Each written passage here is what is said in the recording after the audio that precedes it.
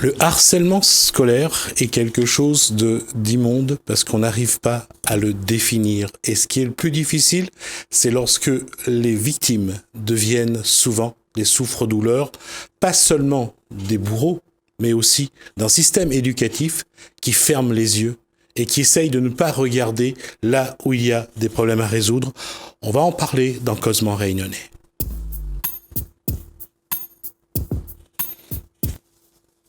Elle s'appelle Lauriane Ricca. Bonsoir. Bonsoir. Sa maman est à côté d'elle, Agnès Ricca, bonsoir. Bonsoir. Et sa tante Florence Poulain, qui m'a contacté pour qu'on puisse parler de ce problème ce soir. Alors, est-ce que on peut juste dire, j'ai lu le début du livre que vous écrivez sur Internet. Ça s'est passé ici, à La Réunion? Ça s'est passé à Saint-Pierre? Ça s'est passé à l'Étang-Salé. À Étang-Salé? Ouais. Est-ce que, sans trop rentrer dans les détails, est-ce qu'on peut dire qu'est-ce qui s'est passé? Alors, j'ai déménagé en CM2. J'ai changé de ville et d'établissement. Et je me suis retrouvée dans une classe totalement inconnue. Les groupes étaient déjà formés. Et j'avais vraiment pas ma place au sein du groupe. J'arrivais pas à m'intégrer. Et du coup, on m'ignorait, on m'excluait carrément du groupe. Et c'est en sixième que tout a empiré. Ça a basculé? Ouais, ça a empiré. J'avais des insultes, des humiliations, On est passé c'est ce que j'ai écrit en tout cas dans le premier chapitre, on est passé d'une indifférence totale Oui, envers vous oui, à une situation d'humiliation. oui. Est-ce qu'il y a eu un moment dans cette évolution, est-ce que vous avez pu comprendre pourquoi? Pas du tout. Non. Et ces humiliations, ce harcèlement scolaire va durer combien de temps? Jusqu'en troisième. Pendant 4 ans? Oui.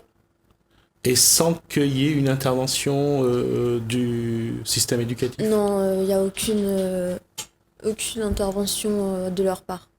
À quel moment maman a été au courant de cette situation? Je dirais très tard. Très tard. Fin cinquième, quatrième. Pourquoi ne pas en parler tout de suite? Parce que Comment on vit ça tout seul? pour mon cas, moi je sais que j'avais un peu honte et j'osais pas en parler parce que j'avais peur. Même de dire à maman qu'à l'école, ben voilà ce que je subis? Oui, oui, oui. Et c'était toujours les mêmes élèves? Non, il y avait des élèves que je connaissais pas du tout. C'était presque tout l'établissement en fait. À un moment donné, c'est devenu aussi, j'allais dire, aussi dramatique, c'est-à-dire que c'était Lauriane Ricca, c'était le punching ball sur lequel tout le monde voulait taper. C'est un peu ça, oui. Mais comment ça peut se passer sans que les individus autour ne remarquent, ne serait-ce? Parce que, comme vous l'écrivez dans le premier chapitre, vous êtes isolé, vous ne parlez à personne, Oui. mais il n'y a personne qui vous dit, il y a personne qui remarque ça. Il n'y a pas un enseignant, il n'y a pas une institutrice qui va dire c'est bizarre que. Il y avait mon infirmière scolaire qui a remarqué que j'étais souvent seule, mais elle a rien fait contre mes harceleurs. Alors, quand on parle de harcèlement scolaire, Oui.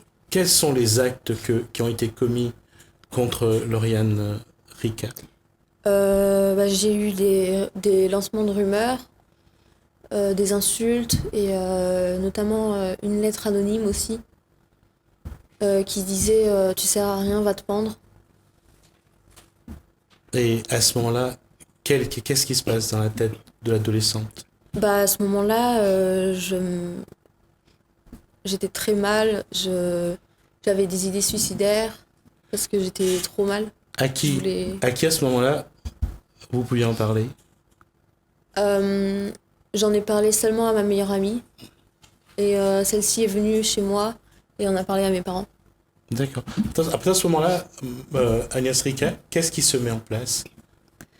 Son ami est venu nous voir à la maison pour nous dire que ça n'allait pas. Nous, on avait remarqué que ça n'allait pas, mais elle nous disait rien. On avait beau lui dire, parce que moi, elle sait très bien qu'elle pouvait me dire, j'aurais intervenu tout de suite. Mais elle nous disait pas. Enfin, on voyait que ça n'allait pas, mais quoi, on savait pas. D'accord. Par de petits signes, elle mangeait pas trop. Après, on se disait, bon, c'est l'adolescence. À quel moment il y a eu la découverte de la situation? Quand elle nous a dit qu'elle se faisait embêter, qu'il y avait des à ce moment-là, problèmes. quelle était la démarche? J'étais direct au collège. Voir le principal. Le principal. Ça a donné quoi? Pas grand-chose. Alors ça c'est le problème. C'est pour ça que je disais que le système éducatif aujourd'hui est un petit peu comme d'autres institutions, c'est ne rien montrer, ne rien dévoiler, et surtout quand ça va pas. C'est noté dans un cahier. Il s'est passé telle chose tel jour, mais sans plus. Est-ce qu'il y a eu des noms de ces harceleurs scolaires? Est-ce qu'il y a eu des noms qui ont été cités pour dénoncer les personnes qui faisaient du mal à votre fille? Oui. Mais il n'y a pas eu de suite non plus? Non. Si vous me permettez. Oui. En 2014, ma sœur m'a informé que Lauriane s'était scarifiée. Elle se scarifiait les bras. C'est sur le bras qu'on... Sur le bras. Voilà. La scarification, c'est lorsque on prend un ciseau, une lame de rasoir, on se coupe avec. Voilà. Donc elle se coupait et elle cachait donc par ses manches. Et c'est à ce moment-là que une amie est venue avec ses parents voir ma sœur pour lui dire, voilà, Lauriane se scarifie. Et c'est de là que ma sœur lui a posé des questions, mais qu'est-ce qui se passe? Elle m'en a parlé, je lui ai dit, je te conseille même de porter plainte. Elle est allée plusieurs fois avec Lauriane, mon beau-frère, voir la responsable de l'établissement. Mais bon, ce sont des paroles, et puis après, il n'y a pas de suivi, donc les choses continuent. Est-ce que la souffrance de l'adolescente a été prise en compte, ne serait-ce qu'un moment? Est-ce que le système éducatif s'est rendu compte qu'à un moment donné, Lauriane avait une très grande souffrance?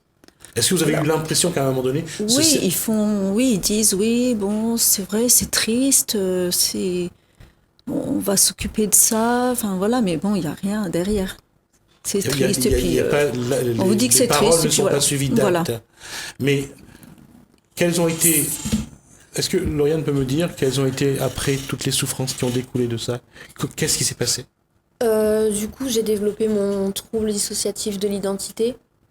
Alors, on va juste expliquer c'est quoi le trouble dissociatif de l'identité? En gros, j'ai plusieurs... comment on peut appeler ça? Plusieurs personnalités, facettes, enfin, appelez ça comme vous voulez. Ouais. Quand on dit plusieurs, c'est que... Bon, on parle, pour ceux qui changent d'humeur, on parle de bipolarité. Oui, mais...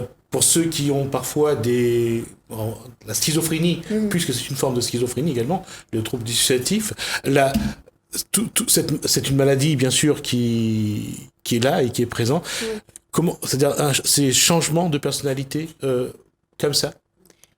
Ça peut être par un déclencheur, un élément déclencheur. Vous en avez gardé deux dans le livre que vous écrivez, vous en avez parlé de deux. Oui. Aiden, bien sûr. et l'autre? Et il y a Amélie aussi, mais il y en a d'autres. Vous êtes en accord avec ces 8 personnalités qui sont en vous? Pas toujours. Qui domine? Aiden. Et ça vous embête pas? Non, parce que Aiden est là pour me protéger. Enfin, il était là quand j'ai été harcelée au collège. Et j'étais en quelque sorte plus toute seule. J'avais sa présence. Comment une maman vit ce trouble dissociatif lorsque l'enfant, on le voit chez les enfants en bas âge, ils créent ce qu'on appelle l'ami imaginaire pour pouvoir soit combler un vide, soit pour s'amuser. Mais lorsque l'adolescent crée 8 personnalités, dont une pour se protéger, parce que ça montre quand même qu'il y a un échec de la société de pouvoir la protéger. Mais ça, on l'a découvert il y a qu'1 an. D'accord. Donc, ça faisait longtemps qu'elle avait ces personnalités, mais on le sait depuis 1 an.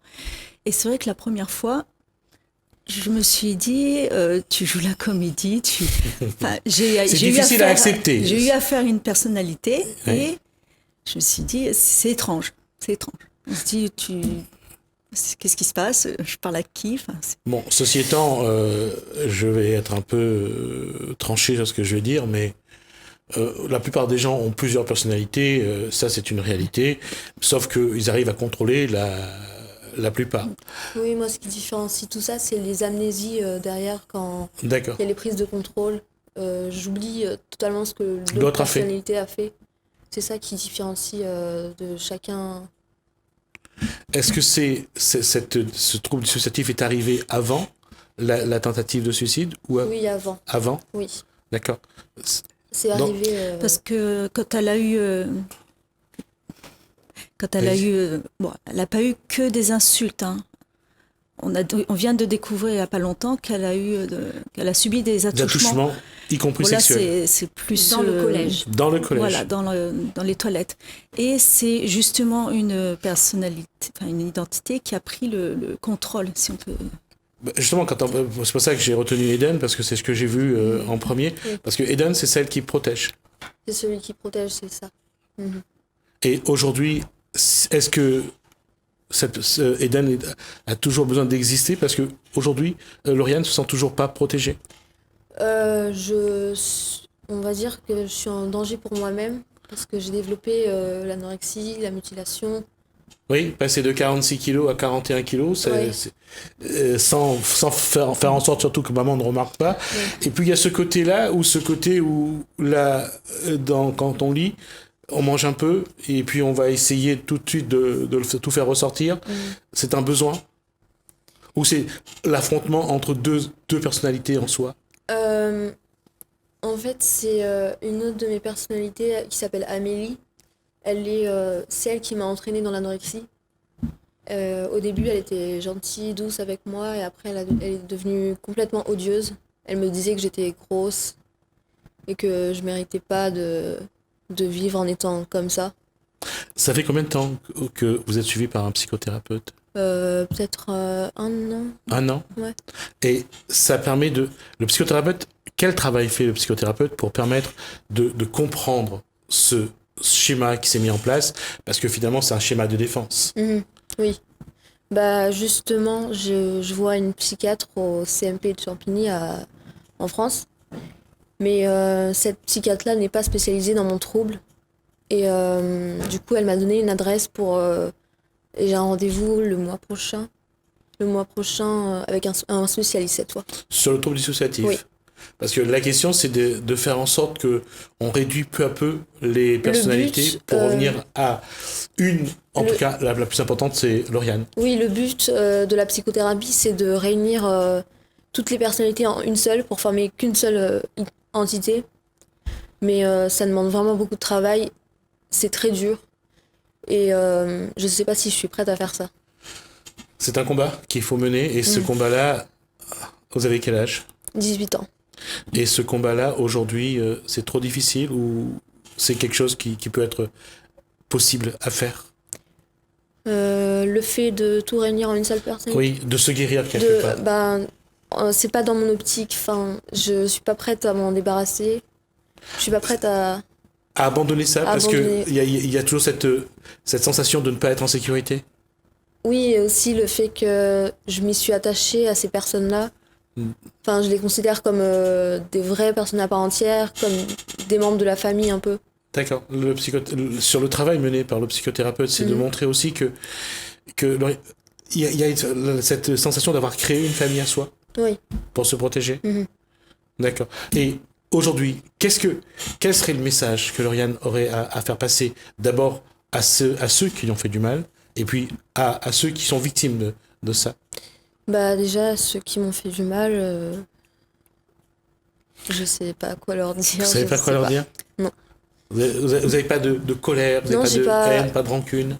Au début, oui, enfin, j'avais de la colère contre eux, mais au fil du temps, ça se tasse. Ils n'en valent pas la peine? Non, c'est ça. C'est exactement ça. Et le message pour ceux qui sont victimes de harcèlement scolaire? La première chose qu'il faut, c'est en parler à quelqu'un de confiance, parce que c'est vraiment important, il ne faut pas rester seul. Et Qu'est-ce qui fait que vous êtes resté seul aussi longtemps? C'est vraiment, vous Moi, avez aussi peur de vos parents que de ceux qui vous faisaient du mal? Non, c'est pas ça, c'est que j'avais une honte, Pourquoi? parce que je sais pas du tout.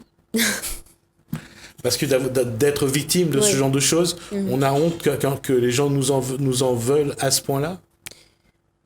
Je sais pas, c'est assez particulier, je saurais pas expliquer. C'est surtout que vous avez tous les regards sur vous, Ouais. mais pas dans le but d'être une amie ou un ami. Là, on vous regarde. C'est Tiens, pas des regards celle bienveillants, c'est qui est malveillant. harcelée. Tiens, c'est celle qui a été coincée dans les toilettes, à qui on a passé le main sous le t-shirt et qu'on a touché. C'est bien pour des gamins de 3e de faire ça sur une gamine de 6e. Et après, au collège, on va demander, mais est-ce que votre fille, elle est soignée? Mais aujourd'hui, on pourrait se poser la question, est-ce que les harceleurs sont soignés? Est-ce que les parents ont été convoqués? Est-ce que eux, ils sont soignés? Parce qu'ils sont dangereux pour la société, ces jeunes-là.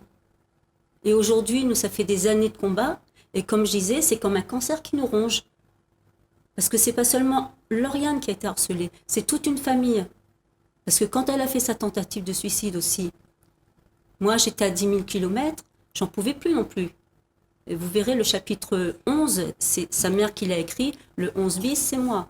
Et je vous dis, j'explique comment moi, j'ai vécu loin sa tentative de suicide. Et je ne peux pas accepter qu'aujourd'hui, des gens qui harcèlent soient encore dans la nature, que tout ce qui est éducatif ne prenne rien en compte. Quand vous envoyez, moi je les ai alertés en 2014. En 2014, on ne m'a jamais répondu. En 2018, j'envoie les photos de Lauriane dans le coma. Et je leur dis encore, je vous ai prévenu en 2014, on est en 2018, j'ai toujours pas de réponse. Quand je leur dis, je vais alerter la presse locale, nationale, là, on me répond. Et on me dit, vous n'êtes pas la référente de l'enfant. Ça veut dire que si demain, je vois un enfant se faire harceler dans la rue, je dois laisser faire. Parce que je ne suis pas sa mère. Mais on va où? Et aujourd'hui, on en arrive à Lauriane qui, pendant des années, elle a été seule. Elle s'est invitée des personnages comme ça, tels que Eden, ensuite Élise, qui a vu ce harcèlement sexuel, qui a essayé d'effacer un peu tout ça. On a ensuite Amélie, qui la pousse dans l'anorexie. Mais c'est un enfer pour la famille, c'est un enfer pour elle, c'est un enfer pour la famille. Et aujourd'hui, c'est normal. On n'est pas la référente, on étouffe les choses. C'est pas possible d'en arriver à ça. On vit un enfer avec cette histoire. Elle a jamais embêté personne. Depuis gamine, elle a toujours été dans ses bouquins. On se demandait même, tiens, elle est dans son petit coin, elle s'instruit, elle fait de la lecture, c'est génial. Le jour de son anniversaire, je ne sais plus quel âge elle avait, 14-15 ans, elle a invité quelques personnes de sa classe. Ma sœur a préparé tout ce qu'il fallait, des gâteaux et tout à la maison. Moi, j'y suis pas allée pour qu'elle puisse être enfin avec des personnes de sa classe. Vous n'allez pas me croire si je vous dis que ce jour-là, personne n'est venu à son anniversaire. C'est pas du harcèlement, ça aussi? Vous préparez une fête, la maman prépare des gâteaux, prépare un festin pour sa fille. Elle invite en se disant, je vais avoir des amis qui vont venir de ma classe, je vais m'en faire. Eh ben non, personne n'a franchi la porte. Et vous vous retrouvez avec un tas de nourriture, pas un ami, personne. Ça, c'est du harcèlement aussi, je trouve. C'est pas normal. Et aujourd'hui, on va dire plein de choses. Et Lauriane, elle vit une situation qui est pas facile. Et franchement, je dis elle a beaucoup de courage. Parce que moi, l'année dernière, je suis allée en métropole, j'étais chez ma sœur. Je voyais que ma nièce n'était pas bien. J'ai voulu arranger un peu sa chambre, dire voilà, je vais essayer de faire quelque chose qui peut-être elle va se sentir mieux. J'ai rangé ses livres d'école, ses cahiers. Je suis tombée sur un classeur. La couverture était jolie et j'ai voulu voir qu'est-ce que c'était comme cours. Et là, j'ai découvert les écrits de Lauriane. Elle m'en a voulu beaucoup parce que j'étais entrée dans son intimité. Mais en même temps, j'étais entrée dans ce qu'elle vivait. Et c'est de là qu'on a découvert l'année dernière, au mois d'avril, qu'elle avait subi des attouchements sexuels à l'école et qu'elle vivait son enfer dans l'anorexie, qu'elle vivait avec ses différentes personnalités. On l'a découvert dans ce livre. Et peut-être si je ne l'avais pas découvert, peut-être qu'aujourd'hui, elle n'oserait pas en témoigner, mais je trouve qu'elle a beaucoup de courage parce que c'est une fille, quand on lui parle, vous lui posez une question, elle va vous répondre par oui ou par non. Elle ne va pas beaucoup s'exprimer. Elle ne va pas montrer si elle est contente ou si elle n'est pas contente. Mais là, je trouve qu'elle a beaucoup de courage parce que 3 ans après, elle revient à La Réunion et elle est prête à dénoncer ces choses. Et pas seulement pour elle, mais c'est aussi une thérapie pour elle. C'est une thérapie pour nous, la famille, mais c'est peut-être aussi une ouverture et une thérapie pour les jeunes enfants ou même les adultes qui subissent le harcèlement, que ce soit dans le travail ou à l'école. Et aussi pour les enfants qui ont ces troubles dissociatifs d'identité. Et l'anorexie, parce que quand vous avez un enfant qui mange plus, son but c'est d'arriver à 39 kilos et pourquoi pas d'en mourir, c'est grave, c'est dur. Et tout ça pour des jeunes qui se sont amusés à faire du harcèlement. C'est pas normal, on s'amuse pas avec la vie des gens. Et j'espère, moi je leur dis, j'espère qu'aujourd'hui, ils vont se souvenir de Lauriane, qu'ils la regardent bien et qu'ils puissent penser tous les dégâts qu'ils ont fait dans sa vie, ainsi que le collège et tous ceux qui n'ont rien fait. Il n'y a que les gendarmes que j'ai été voir qui ont été franchement très compréhensifs et très humains. J'ai jamais vu des gendarmes aussi ouverts et aussi attentifs à cette histoire. Et aujourd'hui, il faut que ça débouche sur un arrêt total de ces harcèlements dans les écoles et qu'on ne vienne pas me dire, parce que moi je suis rentrée en guerre avec eux, et je ne vais pas citer leur nom mais ils me reconnaîtront, je suis entrée en guerre avec eux, qu'on ne vienne pas me dire qu'on prend soin des gamins à l'école, c'est pas possible. Tous les harcèlements qu'on entend et tous les suicides, il y a quand même un problème. J'ai écrit au ministère de l'Éducation, ça a pris 3 mois la réponse. Il faut que cela s'arrête. On ne peut pas s'amuser avec la vie des gens. Ma sœur, ça fait des mois et des mois qu'elle essaye de s'occuper parce qu'elle a encore 3 autres enfants. Il y a un petit qui a 6 ans, 10 ans et 12 ans. Il y a Lauriane, il y a les autres aussi, il y a son mari. Et c'est beaucoup de travail tout ça. Et je ne sais pas si les gens se rendent compte, mais il faut arrêter cette histoire. On ne peut pas s'amuser avec la vie des gens. On est tous nés pareils. Respectons-nous. C'est vrai, respectons-nous. Agnès, la question est aujourd'hui, est-ce qu'il y a a été engagée une procédure judiciaire? Oui, mon mari, l'année dernière, est venu en vacances et il a porté plainte. Donc, il y a eu une procédure qui est en cours. Qui est en cours. Après, c'est plutôt au niveau de Lauriane. Est-ce qu'elle veut poursuivre ou pas? Poursuivre, hein. Les poursuites. Les procédures. Aujourd'hui, ça peut changer demain, hein, mais aujourd'hui, c'est quelle est la tendance? Honnêtement, non, je voudrais pas... Ils n'en valent pas la peine, toujours? Je sais pas, je me sens pas de le faire. D'accord. Aujourd'hui, quel est le rêve quel est votre rêve aujourd'hui? Qu'est-ce que vous avez envie de faire? Je sais pas du tout. Il n'y a pas un avenir pour... Vous voyez pas un avenir j'arrive là-dedans? pas à voir plus tard. Plus tard, c'est quand? C'est dans 1 semaine, dans 2 semaines? Dans 1 an ou 2 ans, je sais. J'arrive pas à me voir. D'accord. Aujourd'hui, vous en êtes où dans vos études? Je suis en terminale ES. Donc, économie sociale, c'est pour faire quoi plus tard? J'aimerais bien être infirmière. D'accord. Et donc c'est directement l'école d'infirmière après le bac? D'accord. Ça sera dans quelle région? Ça, je sais pas encore. D'accord. En tout cas, aujourd'hui, être infirmière, c'est quelque chose qui est sûr. Oui, j'aimerais bien pour aider les autres. D'accord. C'est toujours cette envie-là d'aider les autres? C'est ça. Mais à côté, il y a du cinéma, Est-ce que vous vivez un petit peu comme les adolescents de votre âge? C'est-à-dire, vous allez au cinéma, vous sortez, vous allez boire un verre de temps en temps? Oui. Ça se passe bien? Oui, ça va. D'accord. Et ce travail se fait avec toute la famille, avec le psychothérapeute, pour qu'il y ait cette démarche-là? Ou bien c'est un choix personnel? Non, ça vient de moi. D'accord. Oui. De Lauriane ou? De Lauriane, oui. D'accord, pas des autres? Les autres, non, pas spécialement. D'accord. Non, je dis autres quand je ne pas d'Eden, pas d'Amélie, de Lauriane. Et Lauriane, aujourd'hui, a vraiment envie de réussir son bac, de faire des études. J'ai du mal à me projeter pour Aussi plus loin tard parce D'accord. que j'ai toujours des idées suicidaires. Alors du coup, je j'arrive pas à voir mon avenir en fait. D'accord. Et comment faire aujourd'hui pour dire que ça peut changer, ça peut aller dans le bon sens. Il y a des projets, que la vie est magnifique et que malgré les souffrances intérieures qui sont là malheureusement latentes, comment est-ce de se définir un rêve finalement? Est-ce est-ce que vous pouvez avoir un rêve?